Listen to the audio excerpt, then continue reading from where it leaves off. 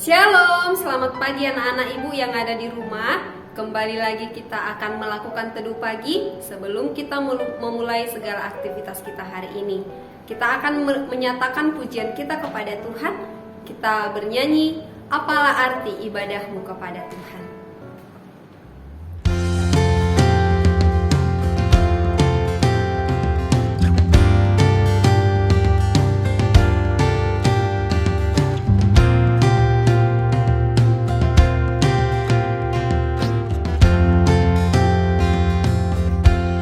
Apalah arti ibadahmu kepada Tuhan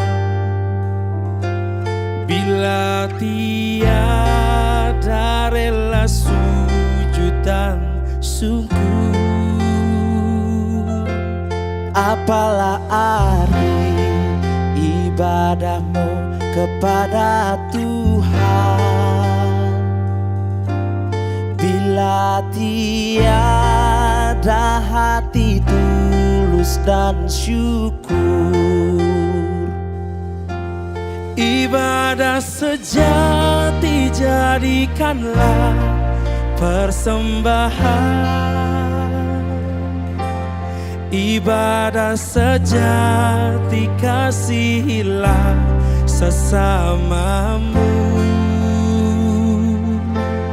Ibadah sejati yang berkenan bagi Tuhan, jujur dan tulus, ibadah murni bagi Tuhan.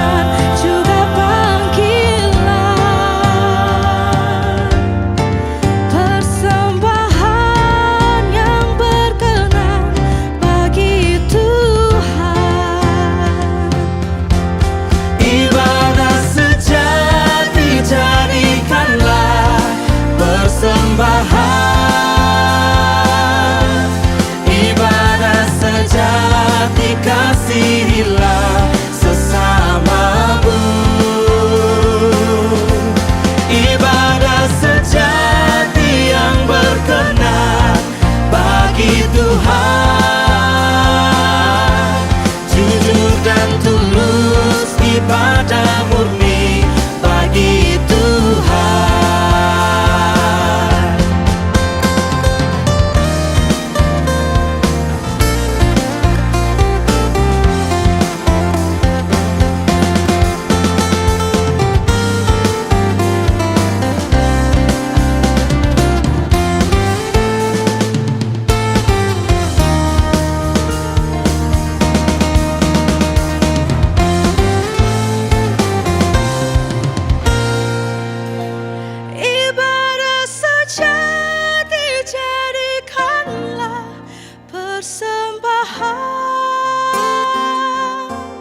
Ibadah sejati kasihilah sesamamu.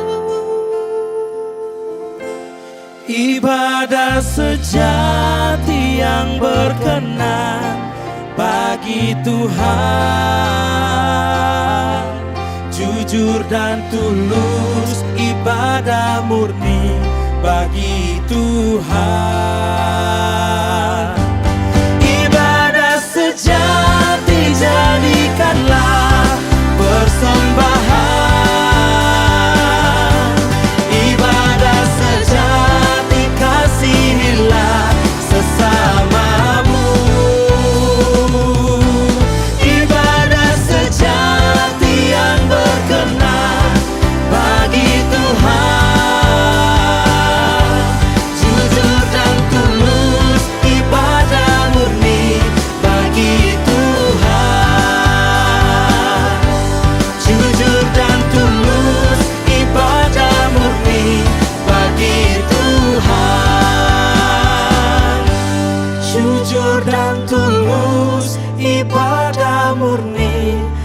bagi Tuhan.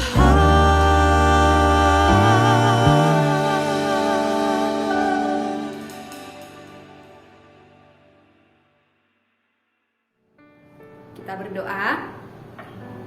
Terima kasih Tuhan Yesus untuk berkat-Mu pada pagi hari ini. Kami sungguh bersyukur kesempatan yang indah Tuhan kembali berikan bagi kami. Kiranya Tuhan Engkau memberkati kami di dalam teduh pagi kami hari ini, bahkan di dalam mengerjakan setiap kegiatan pembelajaran kami. Terima kasih Bapa. Kami siapkan hati dan pikiran kami untuk boleh mendengarkan firman Tuhan. Di dalam Kristus Yesus kami berdoa. Amin. Oke, firman Tuhan yang akan kita dengarkan pada pagi hari ini tertulis di dalam Amos 4 ayat 1 sampai 5. Anak-anak ibu boleh mengikuti, boleh membuka Alkitabnya di rumah kita masing-masing. Amos 4 ayat 1 sampai 5. Demikian firman Tuhan. Terhadap perempuan-perempuan Samaria yang mabuk kemewahan, dengarlah firman ini, hai lembu-lembu Basan yang ada di gunung Samaria, yang memeras orang lemah, yang menginjak orang miskin, yang mengatakan kepada tuan-tuanmu, bawalah kemari supaya kita minum-minum. Tuhan Allah telah bersumpah demi kekudusannya, sesungguhnya akan datang masanya bagimu, bahwa kamu diangkat dengan kait, dan yang tertinggal di antara kamu dengan kail ikan. Kamu akan keluar melalui belahan tembok, masing-masing lurus ke depan, dan kamu akan diseret ke arah Hermon. Demikianlah firman Tuhan.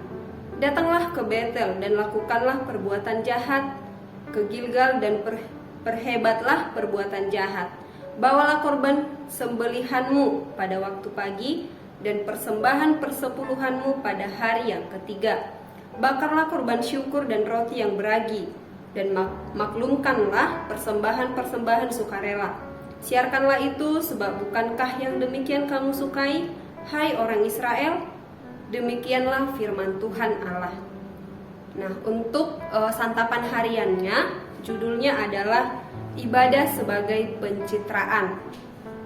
Bagi orang yang hidup dalam kemunafikan, rumah ibadah itu merupakan tempat favorit untuk menyembunyikan dosa. Kebiasaan jahat ini telah dikenal sejak zaman Perjanjian Lama. Nabi Amos menyebut para pemimpin dan orang kaya di ibu kota Samaria sebagai lembu-lembu Basan. Seperti lembu, mereka telah menjadi gemuk dan makmur di bawah pemerintahan Yeroboam yang kedua.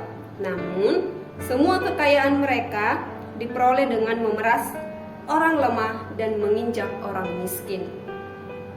Anehnya, mereka tampak paling rajin beribadah. Mereka menyembelih korban harian, membawa persepuluhan setiap 3 hari, belum termasuk korban syukur bulanan dan persembahan sukarela yang tidak rutin. Namun, itu semua merupakan bagian dari pencitraan publik. Dengan kesalehan palsu, mereka mengelabui manusia dan berpikir dapat mengelabui Tuhan juga. Mereka membawa upeti karena berpikir Allah dapat disuap. Dengan begitu, mereka menyangka dapat terhindar dari hukuman. Tetapi Amos mengumumkan hukuman yang akan mereka terima. Tembok rumah dan kota mereka akan dihancurkan. Mereka akan diangkut keluar dari tanah perjanjian. Seolah-olah Amos berkata, kalian mengira diri kalian cukup berbobot, tetapi Tuhan akan mengangkut kalian keluar seperti tidak berbobot sama sekali. Apakah kita mengenal orang-orang tertentu yang mencitrakan dirinya sebagai orang saleh, padahal hidupnya jauh dari Tuhan? Ataukah mungkin orang itu adalah kita sendiri? Kita bersembunyi di balik citra kesalehan agamawi. Manusia melihat rupa, tetapi Tuhan melihat isi hati manusia. Tidak ada yang tersembunyi baginya. Ia menimbang bukan berdasarkan perbuatan yang kelihatan, tetapi berdasarkan motif yang tidak kelihatan. Dan ia membenci segala usaha serta bentuk manipulasi. Waspadalah agar rumah Tuhan tidak dipakai menjadi tempat menyembunyikan kemunafikan kita. Jika di dalam murkanya dahulu, Yesus Kristus menyucikan bait suci terlebih lagi kita. Baitnya akan disucikannya. Demikian santapan harian yang boleh kita dengarkan hari ini, yang mengingatkan kita kembali bahwa seluruh aspek kehidupan kita semuanya akan Tuhan lihat. Jadi anak-anak ibu, mari kita berikan hidup kita hanya untuk kemuliaan nama Tuhan. Demikian untuk ibadah kita, untuk teduh pagi kita pagi hari ini. Kita tutup, kita bersatu di dalam doa. Kami bersyukur Tuhan Yesus untuk firman yang sudah Tuhan perdengarkan bagi kami pada pagi hari ini, yang mengajarkan kami Bapa supaya kami beroleh hidup yang saleh, bukan ibadah kami bukan hanya sebagai pencitraan, tapi biarlah dari seluruh isi hati kami Bapa, kami serahkan, kami persembahkan hanya untuk kemuliaan nama Tuhan. Terima kasih Yesus, kami akan mulai pembelajaran kami. Berkati kami semua, berkati anak-anak kami yang ada di rumah. Kiranya Tuhan juga boleh beri semangat, berikan hati yang mau terus untuk belajar. Terima kasih Bapa, terpuji, termulialah Engkau. Di dalam Kristus Yesus kami berdoa. Amin.